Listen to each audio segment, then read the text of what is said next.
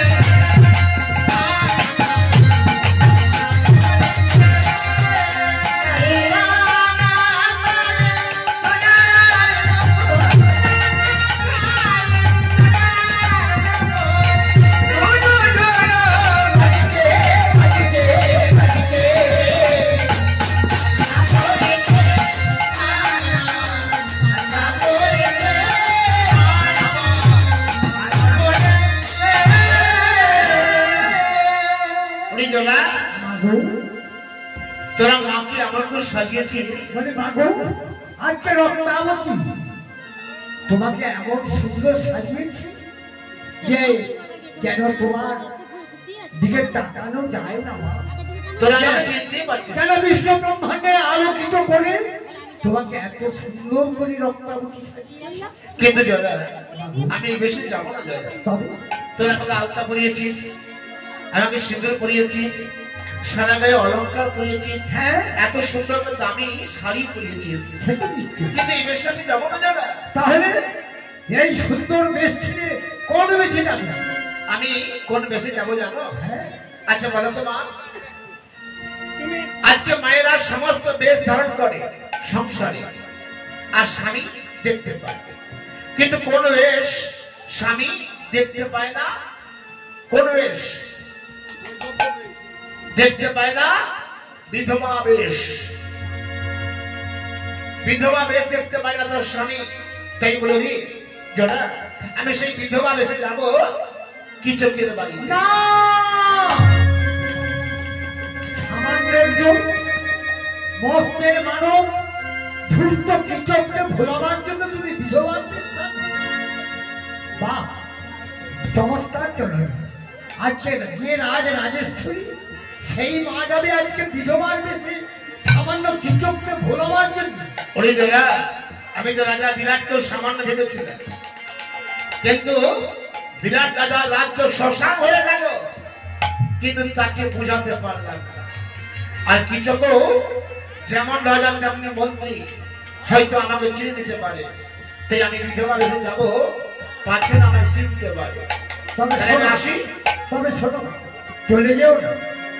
সন্তানের উপর অভিমান করে আজকে তুমি চলে যাচ্ছ কোথায়? না কৃষকের বাড়িতে বিরাটের বংশের শেষ প্রদীপকে নিভিয়ে দেওয়ার জন্য। বলি মা গো, তুমি যে বিশ্বজননী মা, যাতে তোমার কাছে কোনো কলঙ্কের দাগ না লাগে, তার জন্য আমি যে সারা রাত্রি জেগে বিরাটের জ্যেষ্ঠপুত্র শতানিক্ষকে নিধন করার জন্য যে আমি সুন্দর একটি মালা গেঁথে রেখেছি, এই মালাটা নিয়ে যাও তুমি কৃষকের বাড়িতে। এই মালাটা গলায় পরিয়ে দিলে কয়েক দণ্ডর মধ্যে চারি জাতের বসন্ত বেরিয়ে যাবে গায়ে, আর 3 দিনের মধ্যেই ও মারা যাবে। তাই আজকে মা চলেছে কোথায়? না সেই কিচকের বাড়িতে, আজকে সেই বসন্তের মালা নিয়ে। হ্যাঁ, তাই আমার মা চলে যাচ্ছে, মায়ের মুখে কৃষ্ণ নাম। আমার মা তিলক সেবা করেছে, গলায় মালা নিয়েছে, হরিনামের ঝোলা নিয়েছে।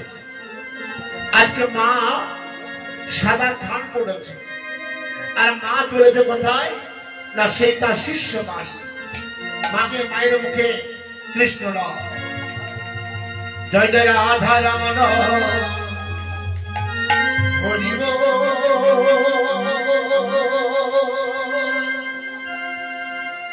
জয় জয় রাধা রমন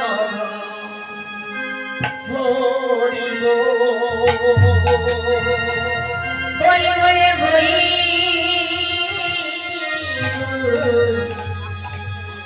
ঘুরি গো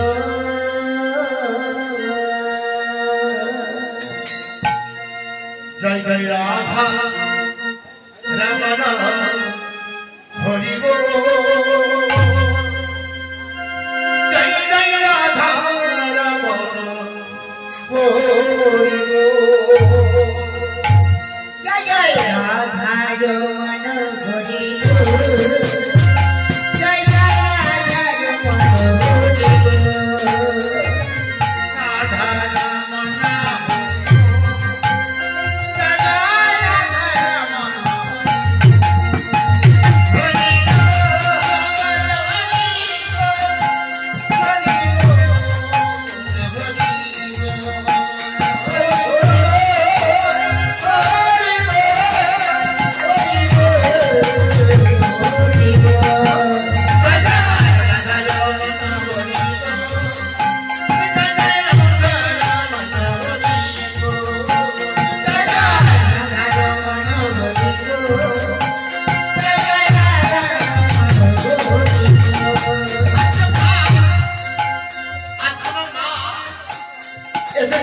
সোনাই গ্রামে আজকে দীপক সিংহের বাড়িতে মা বসেছে রত্ন সিংহাসনে। আজকে মা সবাইকে বলছে আমরা সবাই হাতে তালি দেব আর মুখে আমরা কৃষ্ণ নাম জপ করবো। যত আমরা মুখে আমরা নাম করব আমাদের দেহের মধ্যে যত পাপ দাম আছে, যত নোংরা রয়েছে সব পরিষ্কার হয়ে যাবে। আর যত হাতে তালি মারবো শরীরে এনার্জি পাওয়ার আসবে, সূক্ষ্ম সূক্ষ্ম শিরাগুলো সব জেগে উঠবে।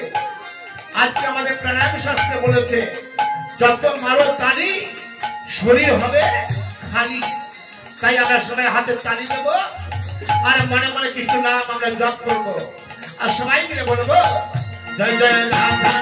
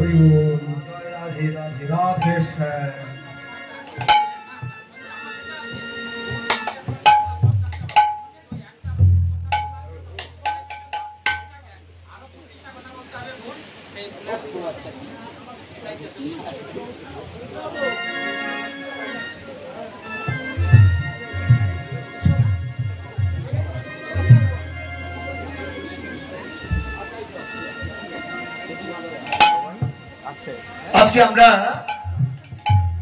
সবাই বসেছি আর সবাইকে বলবো যখনই কোনো ধর্মীয় স্থানে বসবো আমরা ভাগবত পাঠ হোক, নামযজ্ঞ হোক আর মায়ের গান হোক, যখনই বলবে নিতাই গৌরবানন্দ হরি বলো সঙ্গে সঙ্গে ছোট্ট করে হাতটা তুলে দেবে। কেন তুলবেন? আমরা কেন তুলবো না? এখন বর্তমান হচ্ছে প্রেজেন্টের যুগ। আমরা যেখানে বসেছি এটা প্রেজেন্ট করে দিলাম। আর ছোটবেলায় স্কুলে গেলে আমরা মাস্টার মশাইয়ের নাম ধরে ডাকতো, আমরা খাতায় প্রেজেন্ট করতাম, উপস্থিত বলতাম আর হাত তুলে বলতাম উপস্থিত। আর যারা চাকরি করে তারা ডিউটির আগে কি করে সাইন করে, পট করে গিয়ে সাইনটা করে নেয়, মানে প্রেজেন্ট করতে হয়।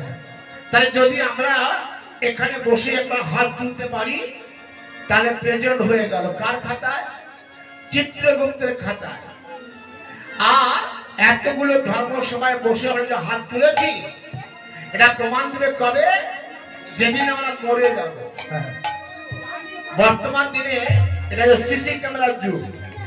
রাস্তায় যান, যে কোনো দোকানে যান, দেখবেন অফিসে যান, আদালতে যান, আজকে সিসি ক্যামেরা লাগানো রয়েছে। আচ্ছা, এখানে একটা বড় সিসি ক্যামেরা রয়েছে এখানে। এরপরে দেখবেন রান্নাশালে একটা করে সিসি ক্যামেরা লাগানো হচ্ছে। না না, এখন তো হচ্ছে, এরপরে হবে আরো। রান্নাঘর নয়, সমস্ত ঘরেই থাকবে, সমস্ত রুমেই থাকবে সিসি ক্যামেরা। তা নয়, আবার বাড়িতে সিসি ক্যামেরা রয়েছে। ভদ্রলোক চলে গেছে এখান থেকে, ধরুন দিল্লি, কলকাতা, সেখান থেকে দেখতে পাচ্ছে তার বাড়ির মধ্যে কি হচ্ছে আর না হচ্ছে। এমন দিন সব মোবাইলে দেখা যাচ্ছে যে ওখানে কি হচ্ছে। তাহলে আমরা এখানে যে বসেছি এখানে একটা বড় ক্যামেরা রয়েছে, যে ক্যামেরায় সব উঠে যাচ্ছে, কে হাত তুলছে কে হাত তুলছে না সব উঠে যাচ্ছে। আর আমরা যা যা কর্ম করছি তাও উঠে যাচ্ছে। যেমন কর্ম তেমন ফল। পাপ করলে ভুগতেই হবে, পাপ পাপকেও ছাড়ে না। পাপের যে বাবা তাকেও পাপ ছাড়ে না। তাই আমরা যখনই কোনো ধর্মীয় স্থানে বসবো, বসেছি ঠিক আছে, যখন বসে গেছেন বা দাঁড়িয়ে গেছেন, আর যখনই বলবেন নিতাই গৌরবানন্দ হরিপাদ, সঙ্গে সঙ্গে হাত তুলে দেবেন। কারণ আমি এই দুটো হাত আমাদের কে দিয়েছে? ভগবান দিয়েছে। আচ্ছা, কেন দিয়েছে? শুধুমাত্র মানুষকেই এই হাতগুলো দিয়েছে। এই মানুষ বাদ দিয়ে আরো কত জীব রয়েছে, লক্ষ লক্ষ জীব রয়েছে, কারো হাত রয়েছে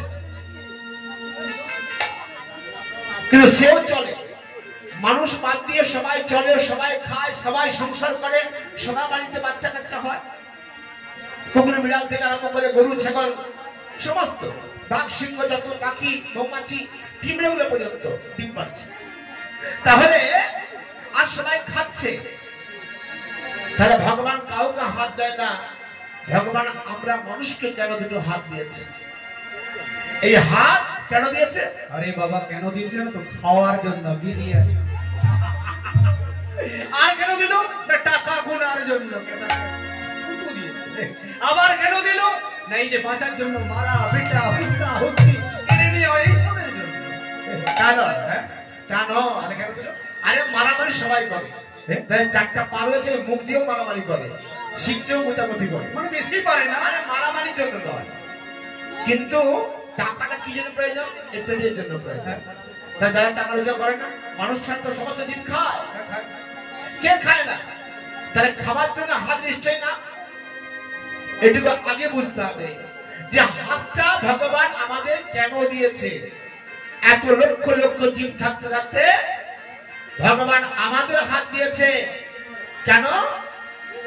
এই দুটো হাত দিয়ে কেন বলুন, পরে বলছি। এই দুটো হাত মানুষকে কেন দিল? যদি কেউ বলতে পারে আমি ভক্ত, তারপর আমি বলছি।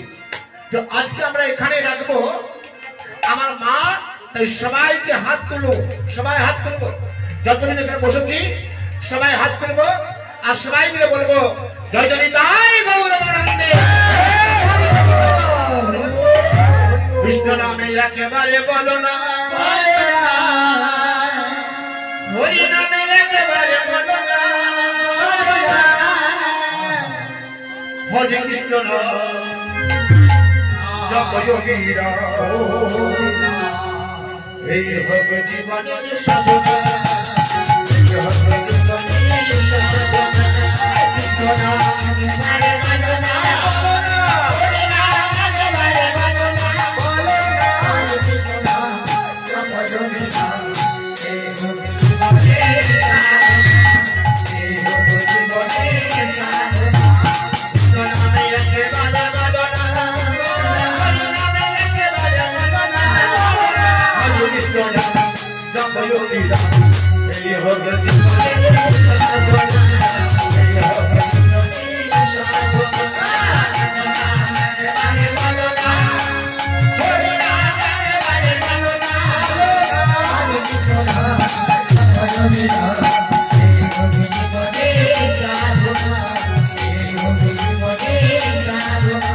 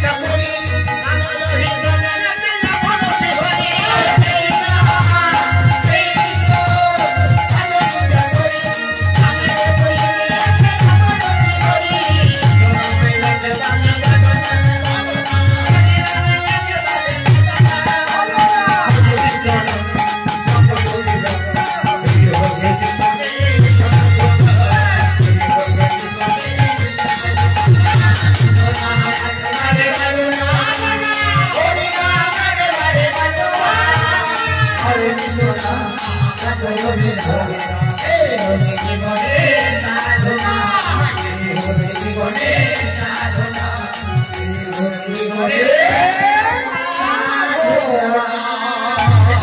গৌরবানন্দ হরিবল।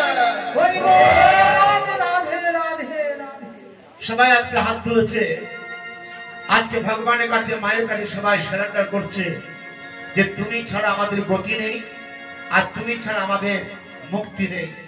কারণ আমাদের দুটো হাত দিয়েছে ভগবান কৃষ্ণ ভজনা করার জন্য, কৃষ্ণ চরণ সেবা করার জন্য, মায়ের চরণ সেবা করার জন্য। আর সেই তার জন্য যদি দুটো হাত না তুলি, তাহলে এই হাত এইবারের মতো শেষ পাওয়া। আজকে মা নাম করতে করতে কৃষকের বাড়িতে সে পৌঁছে গেছে। কৃষক হচ্ছে বিরাট রাজার মন্ত্রী কৃষক, আর সেই কৃষক খুব ধূর্ত, 80 মণ লোহার গদা নিয়ে ঘুরে বেড়ায় সর্বদা। তাই আমার মা আর কি বলেছে না, সেই আজকে মায়া করে মা আসছে কথায় না সেই কৃষকের বাড়িতে। আর কৃষক কি করছে, মহাদেবের ধ্যান করছে, মহাদেবকে ডাকছে আর বলছে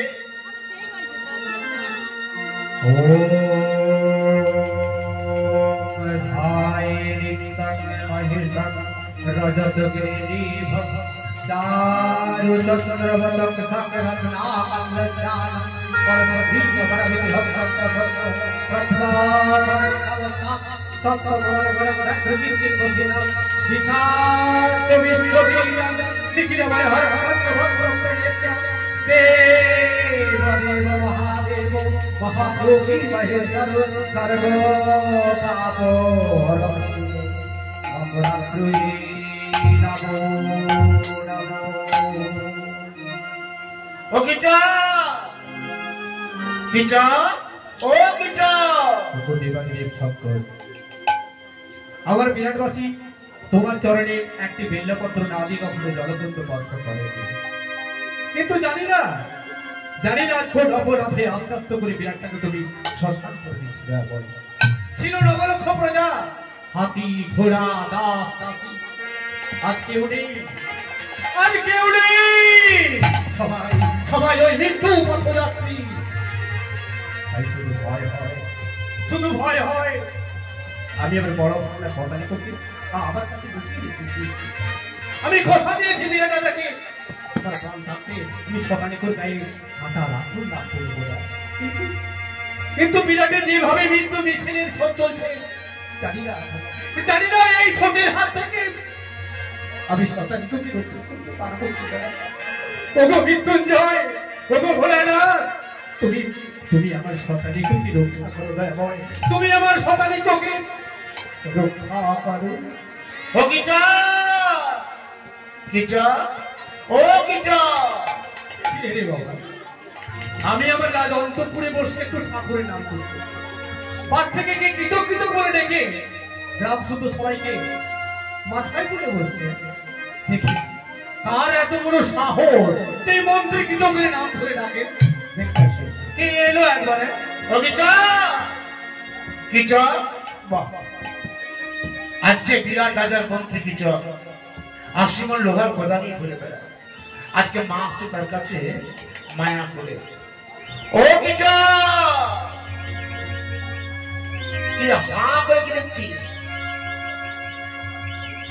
আজকাল আবার দরজা খুলে কেউ দেখে, জানলা খুলে দেখে যে বাড়িতে কে আসছে। যদি পরিচিত লোক হয় ভালো, নালে দরজা দিয়ে বলে দেবে যে বাড়িতে। ও কৃষক, দেখছি তোমার সাহস হয় কি করে? এত সাহস পাও কোথা? একটা সামান্য ভিখারি, যার গোত্রে কোনো ঠিক নেই, যার জাতের কোনো ঠিক নেই, আমার নামটা ভিখারি হয়ে লজ্জা করে না এই মন্ত্রী কিছু করে নাম ধরে ডাকতে? কি করে সাহস পাও? যা, তুমি নিতান্ত মেয়ে মানুষ তো, তাই তোমায় আমি ক্ষমা করে দিলাম, নতুবা তোমাকে আমি ছুঁড়ে চড়াতাম।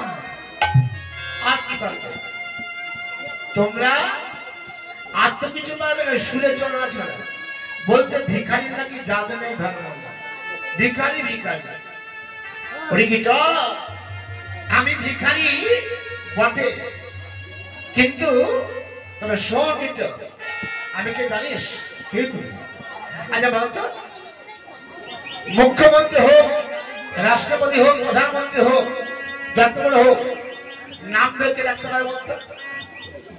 নাম ধরে কে ডাকতে পারে? হ্যাঁ, বর্তমানে যদি নাম ধরে ডাকার অধিকার আছে, এই কলিযুগে একমাত্র ঘরের বউ, ঘরে বইয়ে একমাত্র ঘরের বউ পারে তার স্বামীর নাম ধরে ডাকতে। ওরে কি হ্যাঁ, বউ পারে না? পারে না। না, মা বাবা দাঁড়া, মা বলে পারে না, মা পারে না, এ বাবা পারে না।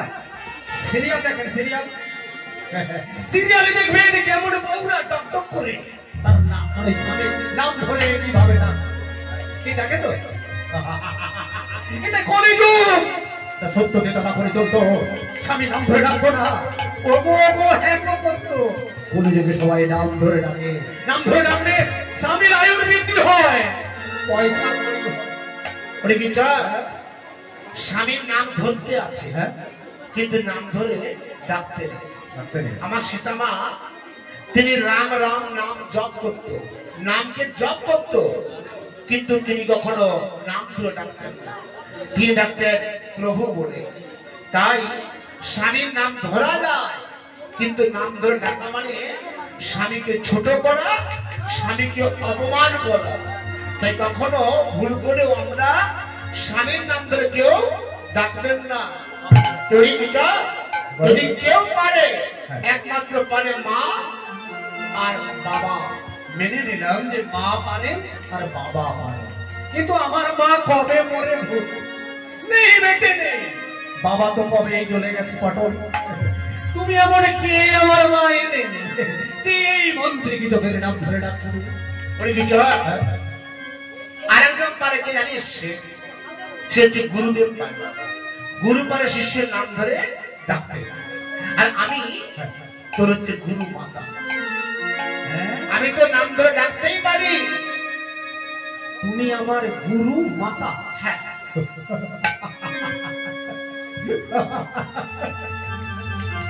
কি করে বিশ্বাস করবো তোমাকে তুমি আমার গুরু মাতা? ওরে বিচার এখন আমার গুরুদেব মরেনি, জীবিত বেঁচে আছে, আর আমার গুরুমা দাঁড়িয়েছে বিধবার বেশে।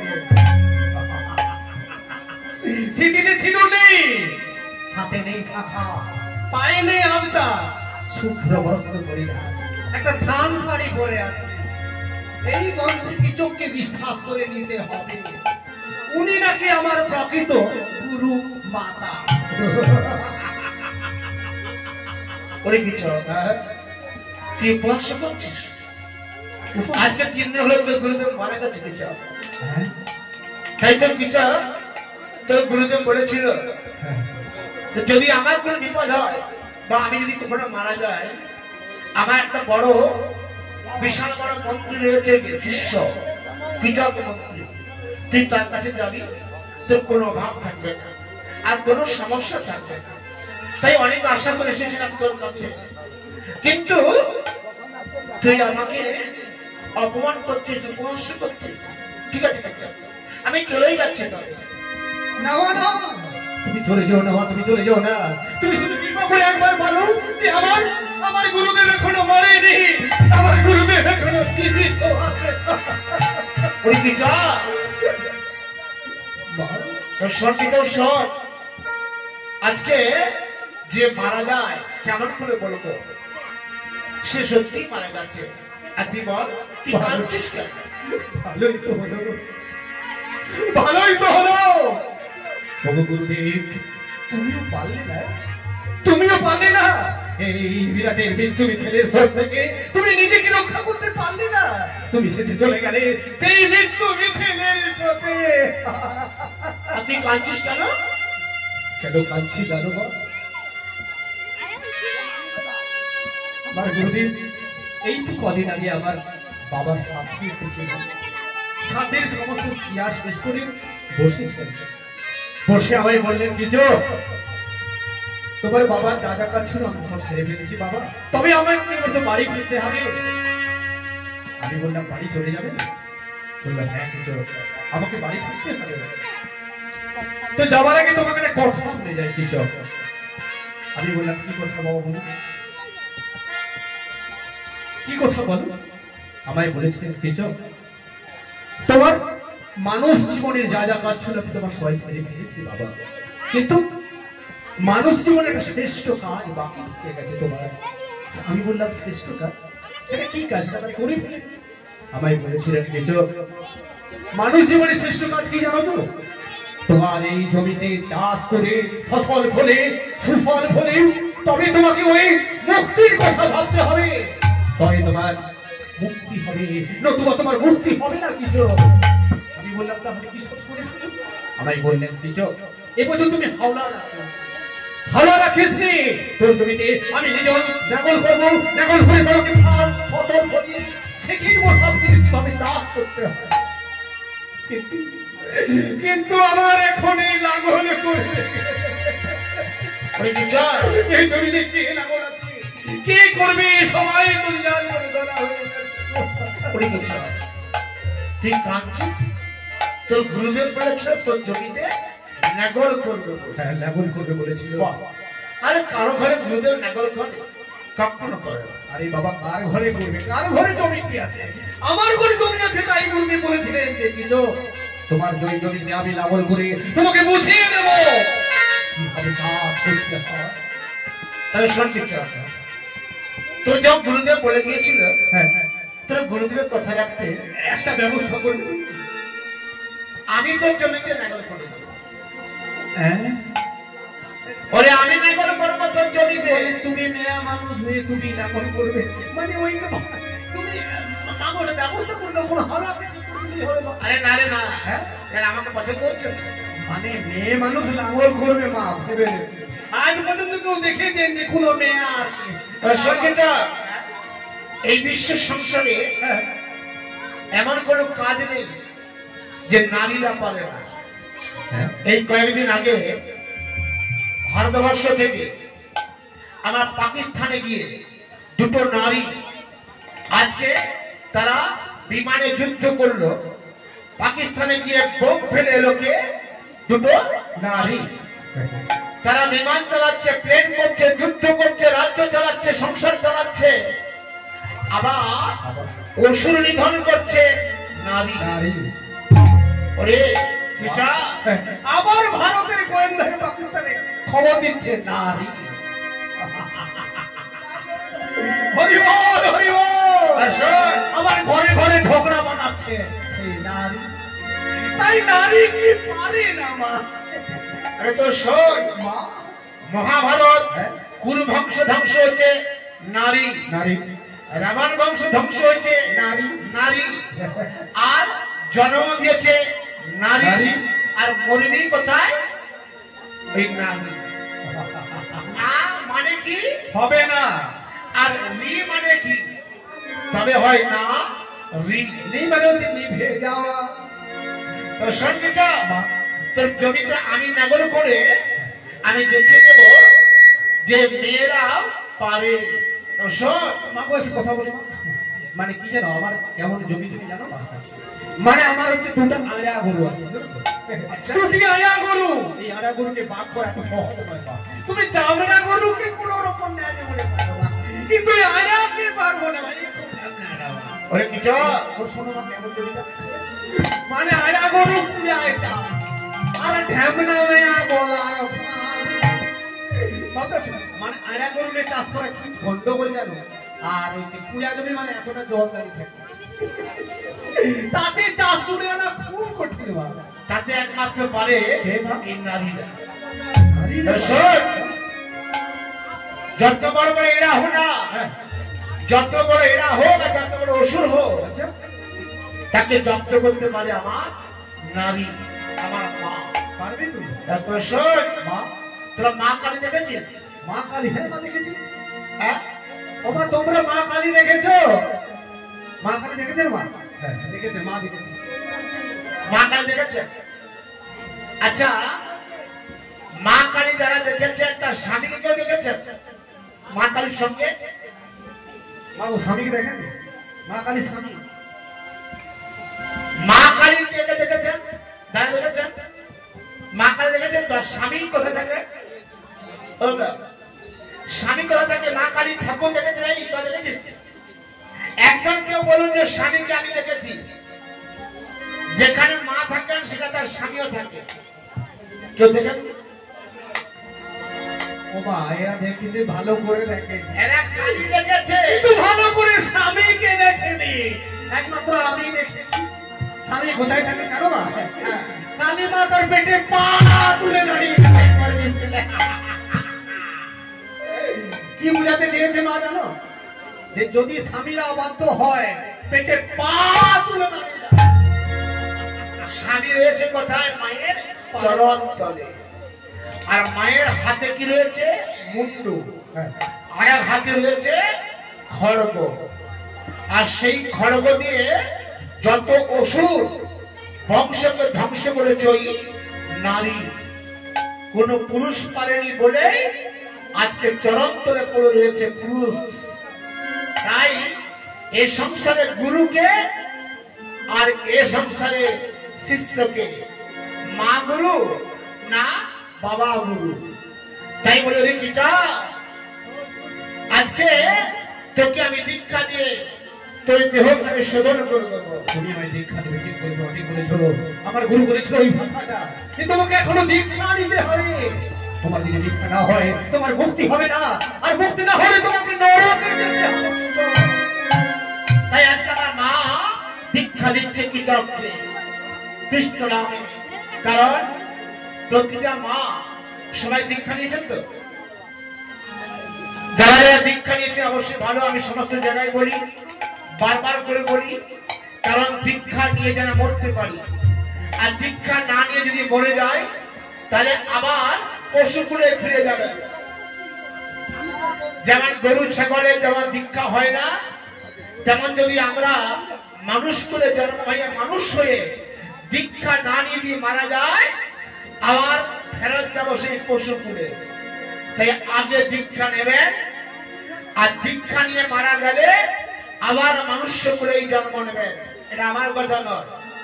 যেমন একটা আগুন যদি হাতে আমার গায়ে পড়ে, আমাদের গায়ে লাগবে, কিন্তু মরে গেলে বোঝা বোঝা কাঠে পুরানো হয়, তখন লাগে। একই তো দেহ, এই দেহটা এখন লাগছে আর মরে গেলে লাগছে না। তাহলে তার দেহের মধ্যে একজন ছিল, সে হচ্ছে পরম শক্তি, পরম ব্রহ্ম, পরম আত্মা। সেই আত্মাকে যদি একবার শোধন করে নিতে পারি, তাহলে সে আর কখনো পশুকুলে ফেরত যাবে না।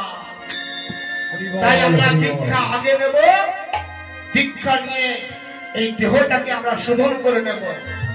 একটা হরিমন্দির তৈরি করলে প্রতিষ্ঠা করতে হয়, তা না হলে হরিমন্দিরের প্রতিষ্ঠা হয় না। নতুন বাড়ি তৈরি করলে গৃহ তুলসিত হয়, না হলে গৃহ প্রবেশ হয় না। তেমনি এই দেহ মন্দিরকে দীক্ষা না আনলে এই দেহটা আপনার কোনো কাজেই লাগবে না। তাই আমার মা দীক্ষা দিচ্ছে কিচককে। হরে কৃষ্ণ